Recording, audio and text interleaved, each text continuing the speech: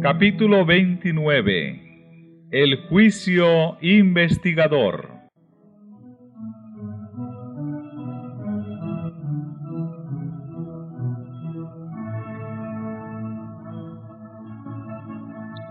Estuve mirando, dice el profeta Daniel, hasta que fueron puestas sillas, y un anciano de grande edad se sentó, cuyo vestido era blanco como la nieve, y el pelo de su cabeza como lana limpia.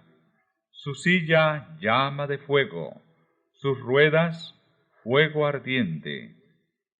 Un río de fuego procedía y salía de delante de él.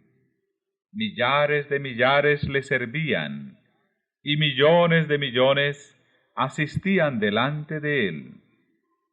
El juez se sentó y los libros se abrieron.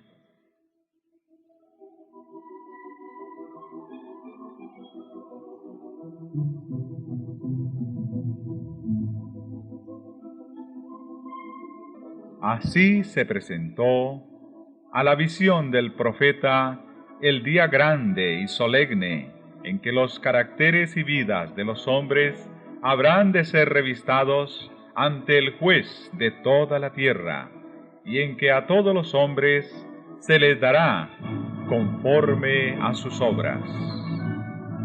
El anciano de días es Dios, el Padre.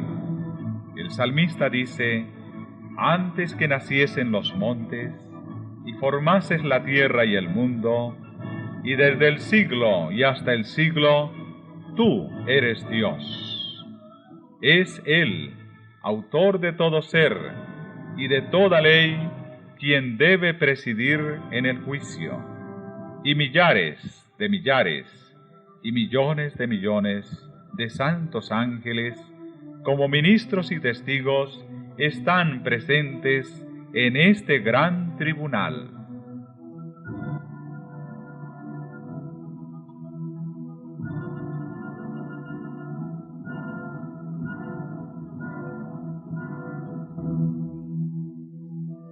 Y he aquí, en las nubes del cielo, como un hijo de hombre que venía, y llegó hasta el anciano de grande edad, e hiciéronle llegar delante de él. Y fuele dado señorío, y gloria, y reino, y todos los pueblos, naciones y lenguas le sirvieron. Su señorío, señorío eterno, que no será transitorio, y su reino no se corromperá. La venida de Cristo descrita aquí no es su segunda venida a la tierra. Él viene hacia el anciano de días en el cielo para recibir el dominio y la gloria, y un reino que le será dado a la conclusión de su obra de mediador. Es esta venida, y no su segundo advenimiento a la tierra, la que la profecía predijo que había de realizarse al fin de los 2300 días, en 1844.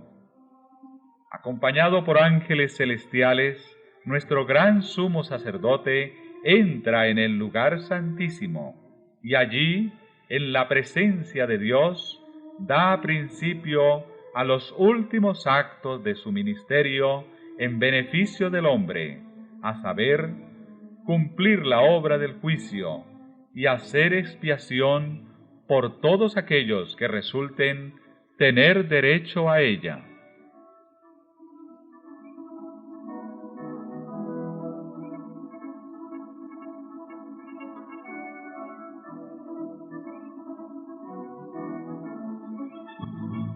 En el rito típico, sólo aquellos que se habían presentado ante Dios, arrepintiéndose y confesando sus pecados, y cuyas iniquidades serán llevadas al santuario por medio de la sangre del holocausto, tenían participación en el servicio del día de las expiaciones.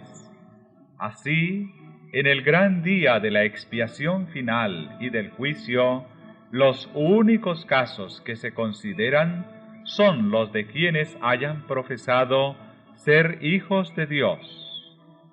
El juicio de los impíos es obra distinta y se verificará en fecha posterior. Es tiempo de que el juicio comience de la casa de Dios. Y si primero comienza por nosotros, ¿qué será el fin de aquellos que no obedecen al Evangelio?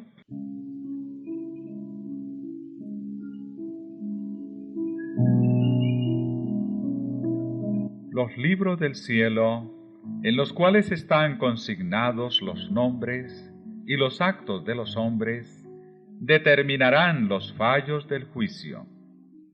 El profeta Daniel dice: el juez se sentó y los libros se abrieron.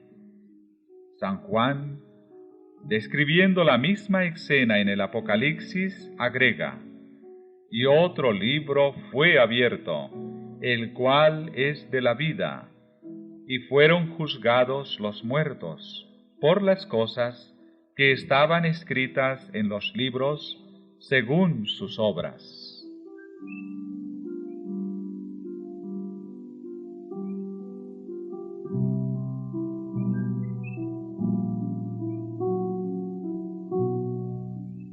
El libro de la vida contiene los nombres de todos los que entraron alguna vez en el servicio de Dios.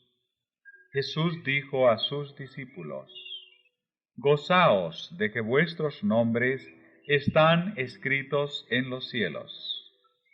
San Pablo habla de sus fieles compañeros de trabajo, cuyos nombres están en el libro de la vida. Daniel, vislumbrando un tiempo de angustia, cual nunca fue, declara que el pueblo de Dios será librado, es decir, todos los que se hallaren escritos en el libro. Y San Juan dice en el Apocalipsis que sólo entrarán en la ciudad de Dios aquellos cuyos nombres están escritos en el libro de la vida del Cordero.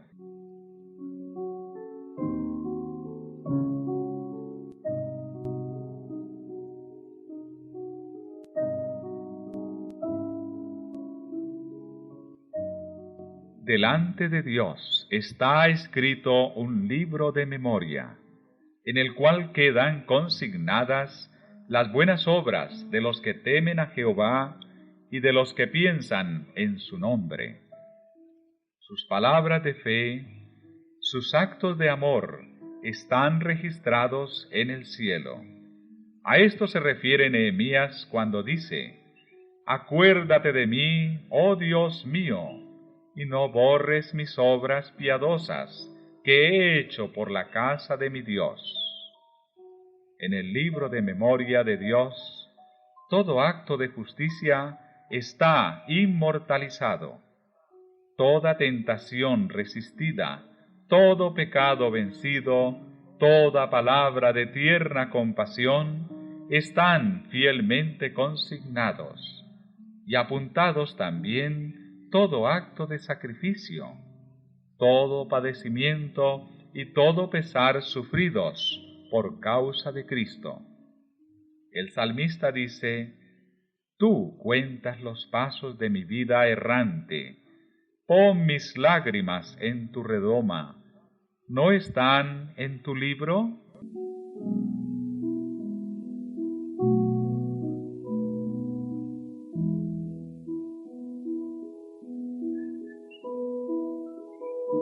Hay además un registro en el cual figuran los pecados de los hombres, pues que Dios traerá toda obra a juicio juntamente con toda cosa encubierta, sea buena o mala. De toda palabra ociosa que hablaren los hombres, darán cuenta en el día del juicio, Dice el Salvador, por tus palabras serás justificado, y por tus palabras serás condenado. Los propósitos y motivos secretos aparecen en el registro infalible, pues Dios sacará a luz las obras encubiertas de las tinieblas y pondrá de manifiesto los propósitos de los corazones. He aquí que esto está escrito delante de mí, vuestras iniquidades y las iniquidades de vuestros padres juntamente, dice Jehová.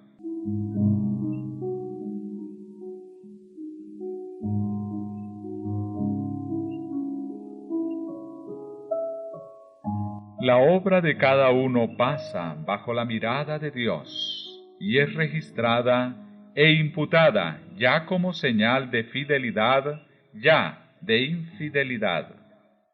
Frente a cada nombre en los libros del cielo aparecen con terrible exactitud cada mala palabra, cada acto egoísta, cada deber descuidado y cada pecado secreto, con todas las tretas árteras. Las admoniciones o reconvenciones divinas despreciadas, los momentos perdidos, las oportunidades desperdiciadas, la influencia ejercida para bien o para mal, con sus abarcantes resultados, todo fue registrado por el ángel anotador.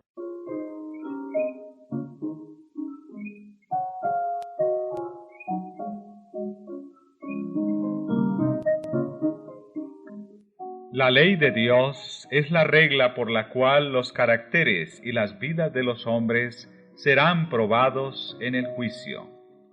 Salomón dice, teme a Dios y guarda sus mandamientos, porque esto es la suma del deber humano, pues que Dios traerá toda obra a juicio. El apóstol Santiago amonesta a sus hermanos diciéndoles, así hablad pues, y así obrad, como hombres que van a ser juzgados por la ley de libertad.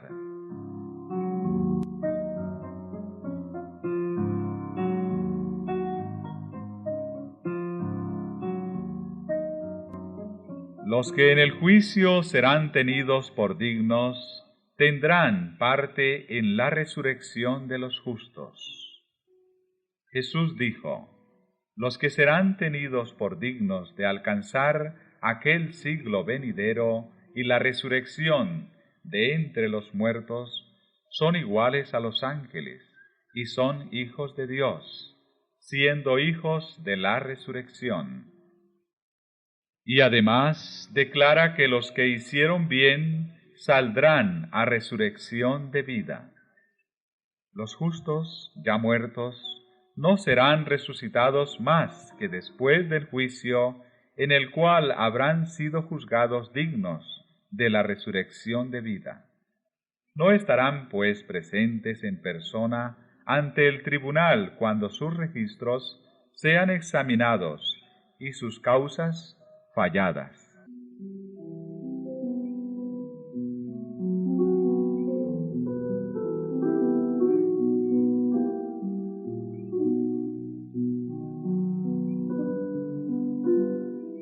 Jesús aparecerá como el abogado de ellos, para interceder en su favor ante Dios. Si alguno hubiere pecado, abogado tenemos para con el Padre, a saber, Jesucristo el justo.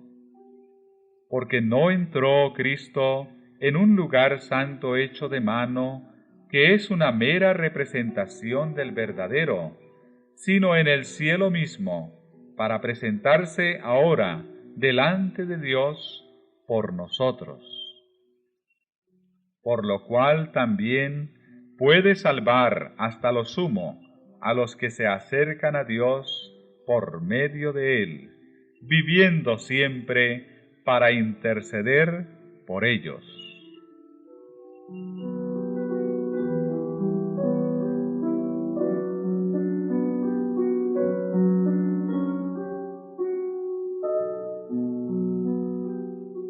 A medida que los libros de memoria se van abriendo en el juicio, las vidas de todos los que hayan creído en Jesús pasan ante Dios para ser examinadas por Él. Empezando con los que vivieron los primeros en la tierra, nuestro abogado presenta los casos de cada generación sucesiva y termina con los vivos. Cada nombre es mencionado, cada caso cuidadosamente investigado. Habrá nombres que serán aceptados y otros rechazados. En caso de que alguien tenga en los libros de memoria pecados de que no se haya arrepentido y que no hayan sido perdonados, su nombre será borrado del libro de la vida, y la mención de sus buenas obras será borrada de los registros de Dios. El Señor declaró a Moisés: al que haya pecado contra mí, a éste borraré de mi libro. Y el profeta Ezequiel dice: si el justo se apartare de su justicia y cometiere maldad, todas las justicias que hizo no vendrán en memoria.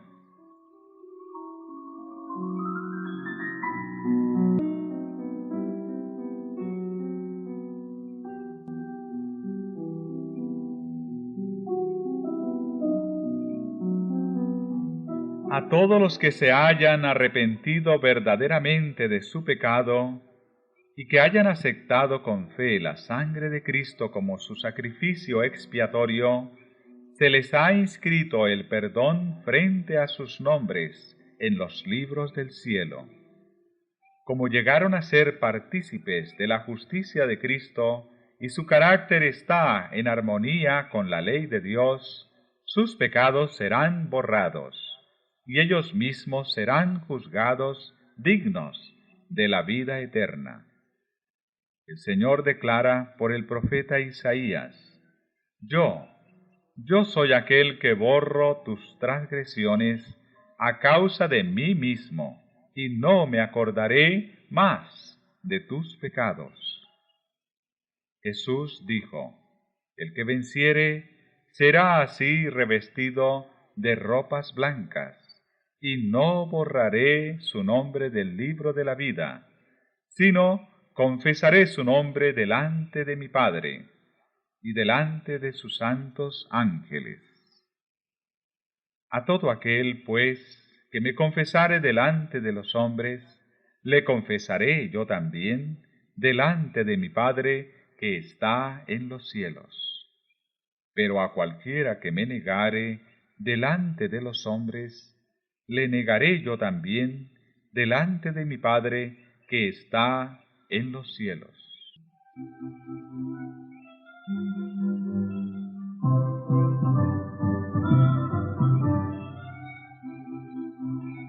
Todo el más profundo interés manifestado entre los hombres por los fallos de los tribunales terrenales no representa sino débilmente el interés manifestado en los atrios celestiales cuando los nombres inscritos en el libro de la vida desfilen ante el juez de toda la tierra.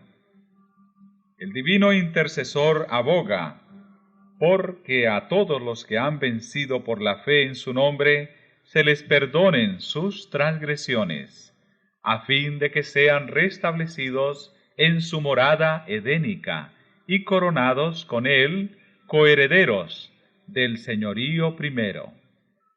Con sus esfuerzos para engañar y tentar a nuestra raza, Satanás había pensado frustrar el plan que Dios tenía al crear al hombre. Pero Cristo pide ahora que este plan sea llevado a cabo como si el hombre no hubiese caído jamás. Pide para su pueblo no sólo el perdón y la justificación, plenos y completos, sino además participación en su gloria y un asiento en su trono.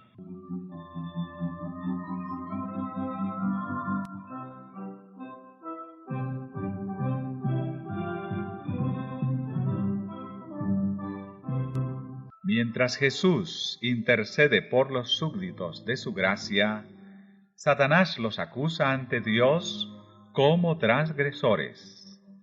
El gran seductor procuró arrastrarlos al escepticismo, hacerles perder la confianza en Dios, separarse de su amor y transgredir su ley.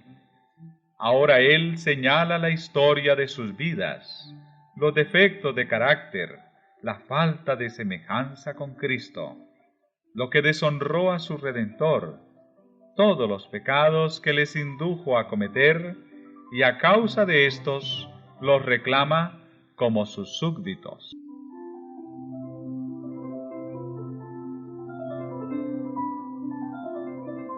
Jesús no disculpa sus pecados, pero muestra su arrepentimiento y su fe, y, reclamando el perdón para ellos, levanta sus manos heridas ante el Padre y los santos ángeles, diciendo: los conozco por sus nombres, los he grabado en las palmas de mis manos. Los sacrificios de Dios son el espíritu quebrantado. Al corazón contrito y humillado no despreciarás tú, oh Dios. Y al acusador de su pueblo le dice: Jehová te reprenda, oh Satán. Jehová, que ha escogido a Jerusalén, te reprenda. ¿No es este un tizón arrebatado del incendio? Cristo revestirá a sus fieles con su propia justicia, para presentarlos a su Padre como una iglesia gloriosa, no teniendo mancha, ni arruga, ni otra cosa semejante. Sus nombres están inscritos en el libro de la vida, y de estos escogidos está escrito: andarán conmigo en vestiduras blancas, porque son dignos.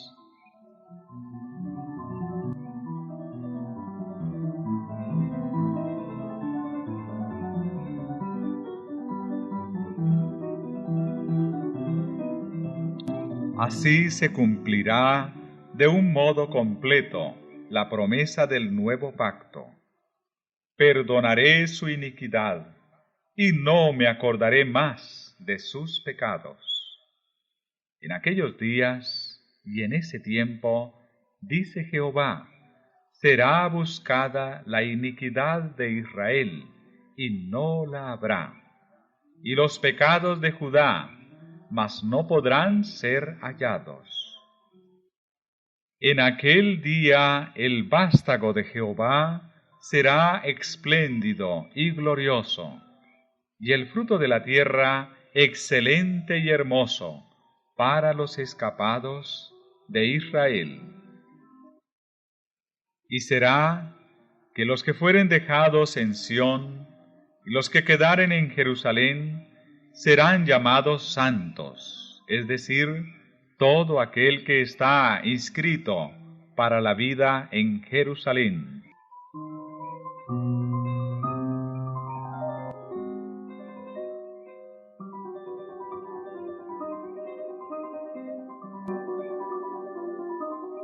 La obra del juicio investigador y el acto de borrar los pecados deben realizarse antes del segundo advenimiento del Señor. En vista de que los muertos han de ser juzgados según las cosas escritas en los libros, es imposible que los pecados de los hombres sean borrados antes del fin del juicio, en que sus vidas han de ser examinadas. Pero el apóstol Pedro dice terminantemente que los pecados de los creyentes serán borrados, cuando vendrán los tiempos del refrigerio, de la presencia del Señor, y enviará a Jesucristo. Cuando el juicio investigador haya concluido, Cristo vendrá con su recompensa para dar a cada cual según sus obras.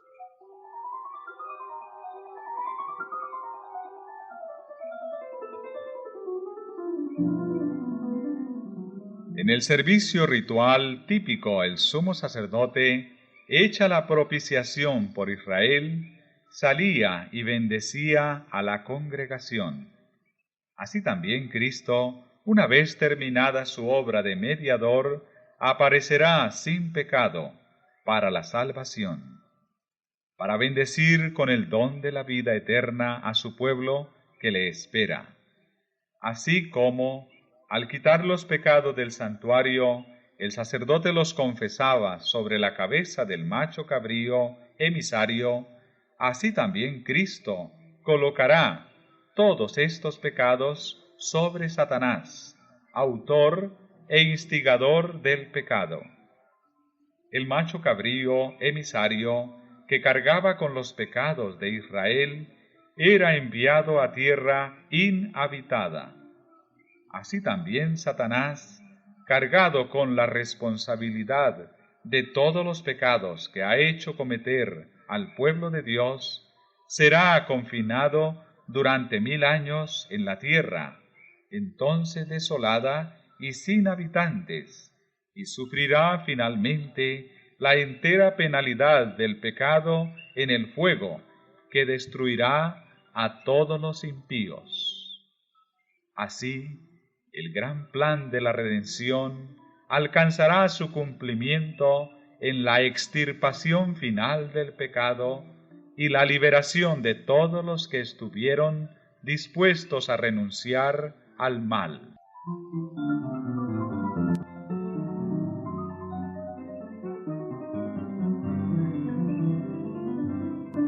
En el tiempo señalado para el juicio, al fin de los 2300 días, en 1844, empezó la obra de investigación y el acto de borrar los pecados. Todos los que hayan profesado el nombre de Cristo deben pasar por ese riguroso examen. Tanto los vivos como los muertos deben ser juzgados de acuerdo con las cosas escritas en los libros, según sus obras.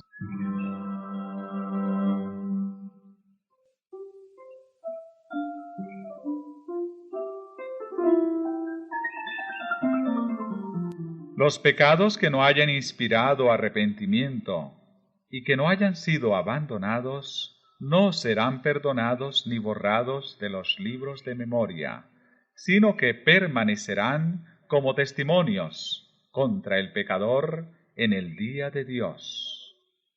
¿Puede el pecador haber cometido sus malas acciones a la luz del día o en la oscuridad de la noche? Eran conocidas y manifiestas para aquel a quien tenemos que dar cuenta. Hubo siempre ángeles de Dios que fueron testigos de cada pecado y lo registraron en los libros infalibles. El pecado puede ser ocultado, negado, encubierto para un padre, una madre, una esposa, o para los hijos y los amigos. Nadie, fuera de los mismos culpables, tendrá tal vez la más mínima sospecha del mal.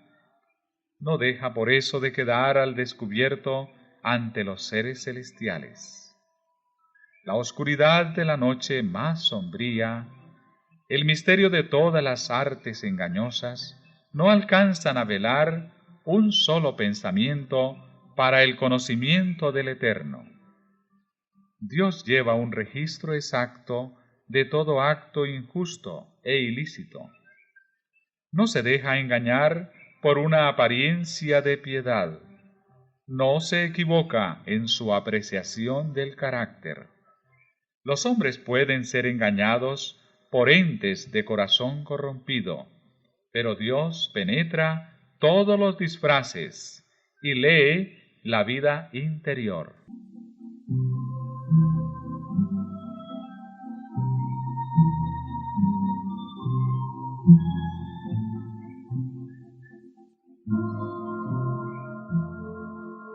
¡Qué pensamiento tan solemne! Cada día que transcurre lleva consigo su caudal de apuntes para los libros del cielo. Una palabra pronunciada, un acto cometido, no pueden ser jamás retirados. Los ángeles tomaron nota tanto de lo bueno como de lo malo. El más poderoso conquistador de este mundo no puede revocar el registro de un solo día siquiera. Nuestros actos, nuestras palabras, hasta nuestros más secretos motivos, todo tiene su peso en la decisión de nuestro destino para dicha o desdicha. Podremos olvidarlos, pero no por eso dejarán de testificar en nuestro favor o contra nosotros.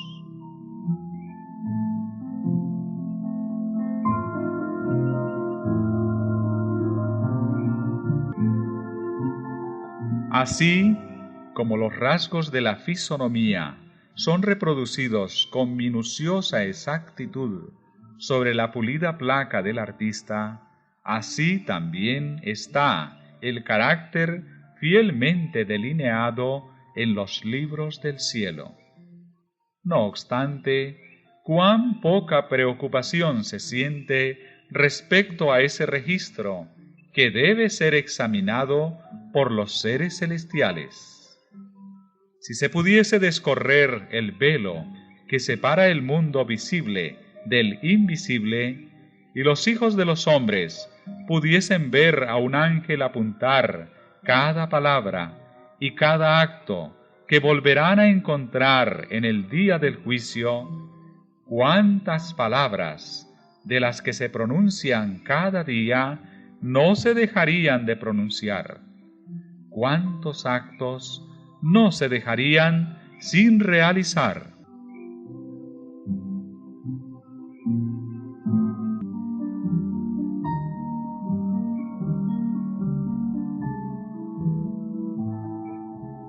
En el juicio se examinará el empleo que se haya hecho de cada talento.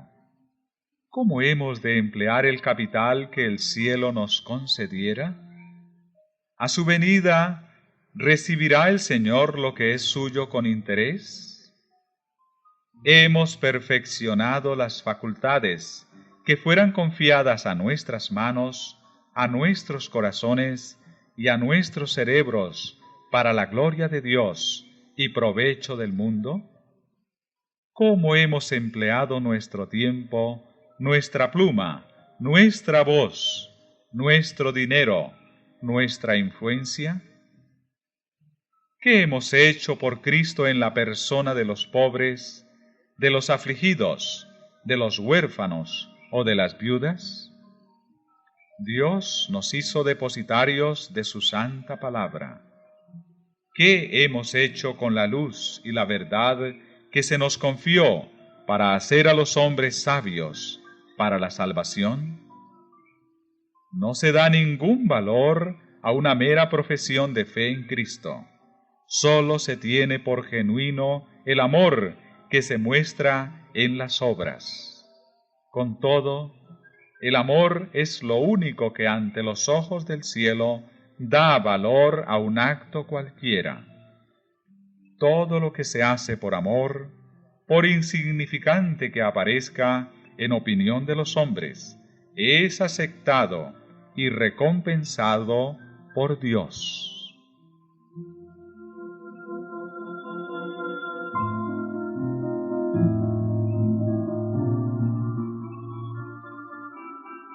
El egoísmo escondido de los hombres aparece en los libros del cielo. Allí está el registro de los deberes que no se cumplieron para con el prójimo. el de su olvido de las exigencias del Señor. Allí se verá cuán a menudo fueron dados a Satanás tiempo, pensamientos y energías que pertenecían a Cristo. Harto tristes son los apuntes que los ángeles llevan al cielo. Seres inteligentes que profesan ser discípulos de Cristo están absorbidos por la adquisición de bienes mundanos o por el goce de los placeres terrenales. El dinero, el tiempo y las energías son sacrificados a la ostentación y al egoísmo, pero pocos son los momentos dedicados a orar, a estudiar las sagradas escrituras, a humillar el alma y a confesar los pecados.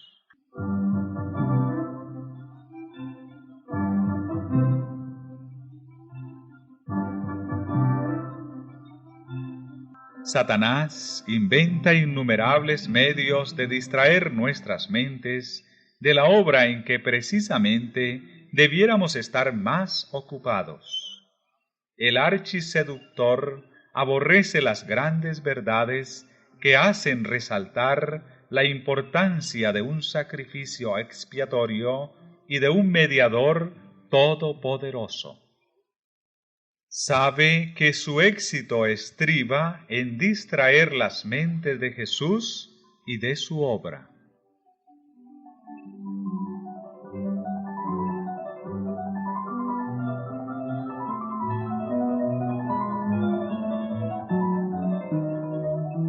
Los que desean participar de los beneficios de la mediación del Salvador no deben permitir que cosa alguna les impida cumplir su deber de perfeccionarse en la santificación, en el temor de Dios. En vez de dedicar horas preciosas a los placeres, a la ostentación o a la búsqueda de ganancias, las consagrarán a un estudio serio y con oración de la palabra de verdad. El pueblo de Dios debería comprender claramente el asunto del santuario y del juicio investigador. Todos necesitan conocer por sí mismos el ministerio y la obra de su gran sumo sacerdote. De otro modo, les será imposible ejercitar la fe tan esencial en nuestros tiempos, o desempeñar el puesto al que Dios los llama. Cada cual tiene un alma que salvar o que perder. Todos tienen una causa pendiente ante el tribunal de Dios. Cada cual deberá encontrarse cara a cara con el gran juez. Cuán importante es, pues, que cada uno contemple a menudo, de antemano, la solemne escena del juicio en sesión, cuando serán abiertos los libros, cuando con Daniel cada cual tendrá que estar en pie al fin de los días.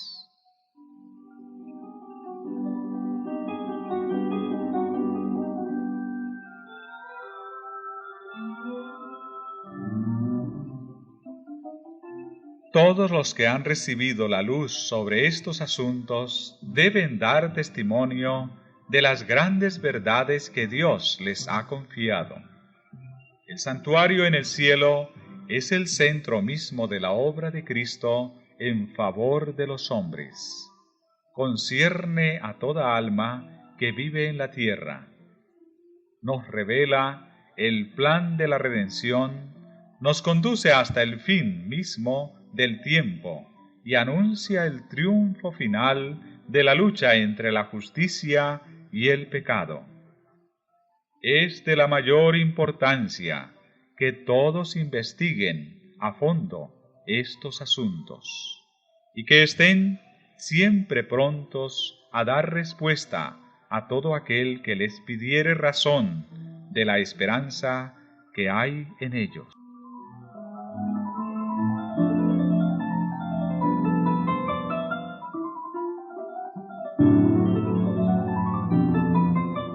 La intercesión de Cristo por el hombre en el santuario celestial es tan esencial para el plan de la salvación como lo fue su muerte en la cruz. Con su muerte dio principio a aquella obra para cuya conclusión ascendió al cielo después de su resurrección. Por la fe debemos entrar velo adentro, donde entró por nosotros como precursor Jesús. Allí se refleja la luz de la cruz del Calvario, y allí podemos obtener una comprensión más clara de los misterios de la redención. La salvación del hombre se cumple a un precio infinito para el cielo. El sacrificio hecho corresponde a las más amplias exigencias de la ley de Dios quebrantada. Jesús abrió el camino que lleva al trono del Padre, y por su mediación pueden ser presentados ante Dios los deseos sinceros de todos los que a Él se allegan con fe.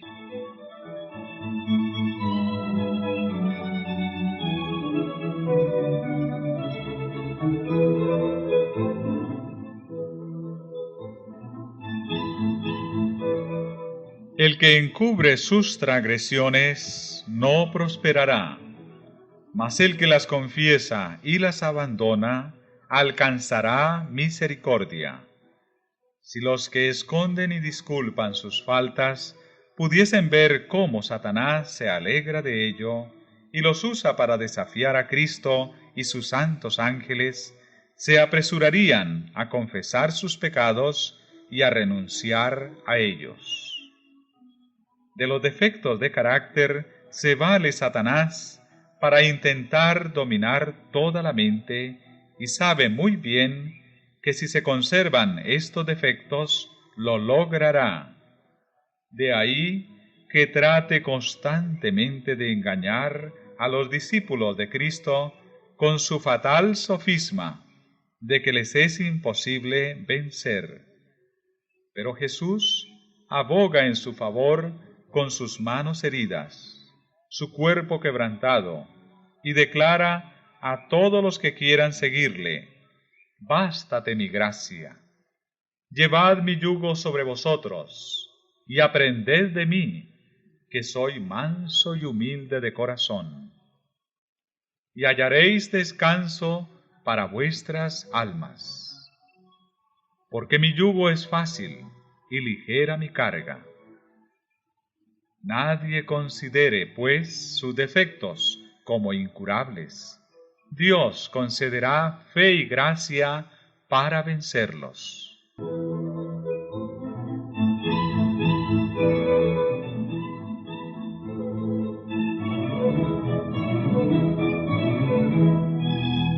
Estamos viviendo ahora en el gran día de la expiación. Cuando en el servicio simbólico el sumo sacerdote hacía la propiciación por Israel, todos debían afligir sus almas, arrepintiéndose de sus pecados y humillándose ante el Señor, si no querían verse separados del pueblo.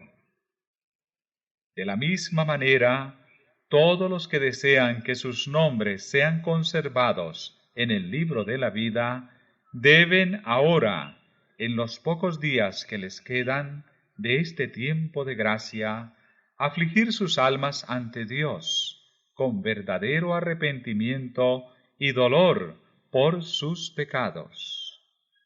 Hay que escudriñar honda y sinceramente el corazón. Hay que deponer el espíritu liviano y frívolo al que se entregan tantos cristianos de profesión.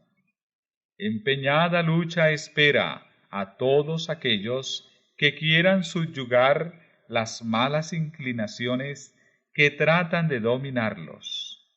La obra de preparación es obra individual. No somos salvados en grupos. La pureza y la devoción de uno no suplirá la falta de estas cualidades en otro.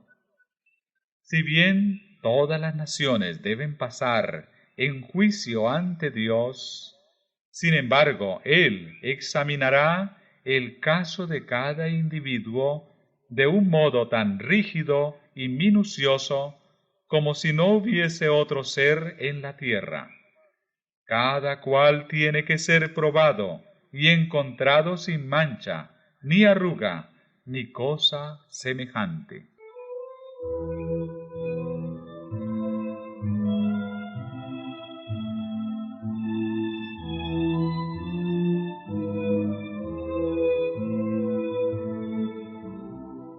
Solemnes son las escenas relacionadas con la obra final de la expiación. Incalculables son los intereses que ésta envuelve. El juicio se lleva ahora adelante en el santuario celestial. Esta obra se viene realizando desde hace muchos años. Pronto, nadie sabe cuándo, les tocará ser juzgados a los vivos. En la augusta presencia de Dios, nuestras vidas deben ser pasadas en revista. En este, más que en cualquier otro tiempo, conviene que toda alma preste atención a la amonestación del Señor. Velad y orad, porque no sabéis cuándo será el tiempo. Y si no velares, vendré a ti como ladrón, y no sabrás en qué hora vendré a ti.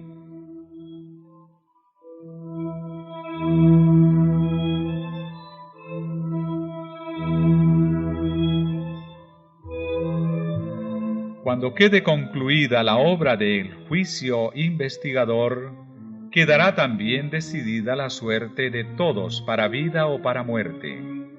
El tiempo de gracia terminará poco antes de que el Señor aparezca en las nubes del cielo. Al mirar hacia ese tiempo, Cristo declara en el Apocalipsis: el que es injusto, sea injusto aún, y el que es sucio, sea sucio aún, y el que es justo, sea justo aún, y el que es santo, sea aún santo. He aquí yo vengo presto, y mi galardón está conmigo, para dar la recompensa a cada uno según sea su obra.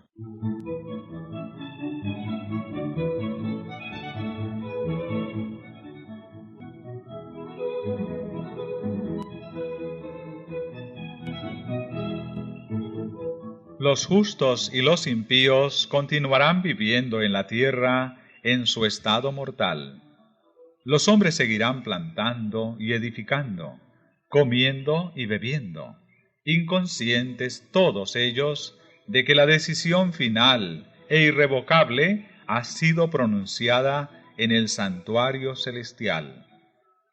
Antes del diluvio, después que Noé hubo entrado en el arca, Dios le encerró en ella, dejando fuera a los impíos.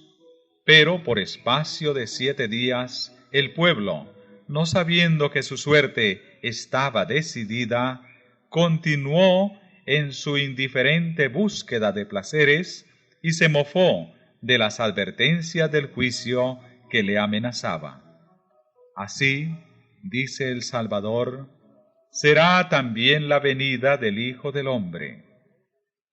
Inadvertida, como ladrón a medianoche, llegará la hora decisiva que fija el destino de cada uno, cuando será retirado definitivamente el ofrecimiento de la gracia que se dirigiera a los culpables.